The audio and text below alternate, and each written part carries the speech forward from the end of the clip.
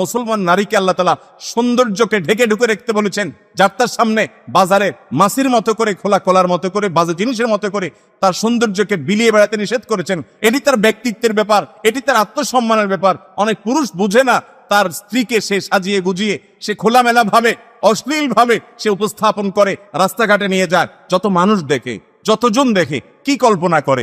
এখানে আবার সুশীল ভাইরা হাজির হয়ে যাবে, ওনারা বলবে যে হুজুরদের আপনাদের মনটাই আসলে খারাপ, আপনারা শুধু বলেন যে মেয়েদেরকে দেখলেই বাজে চিন্তা হয়, আপনাদের চরিত্রটাই খারাপ, আপনাদের বাজে চিন্তা হয়। ওই ভাইরা আমাদের ফেরেশতার মতো, ওনাদের মনে কখনো বাজে চিন্তা হয় না, কোনো বাজে কল্পনা হয় না। আপনারা যারা আছেন এখানে সবাই পুরুষ আছেন, বেশিরভাগ কেন সবাই প্রায় অ্যাডাল্ট মানুষ আছেন, ভাই আপনাদের মনে কোনো বাজে জিনিস দেখলে বাজে চিন্তা আসে কিনা আমি জানি না, কিন্তু আমাদের এই ভাইরা যারা সুশীল বলেন, ওনাদের মনে কোনো এই সমস্ত ফালতু চিন্তা কখনো আসেন না। আল্লাহর জমিনে এর চেয়ে বড় ফেরেশতা কোথায় পাবেন? দেখছেন নি এসব ফেরেশতা আপনারা? হয় মিথ্যু, আর না হলে ডাক্তার দেখাইতে হবে।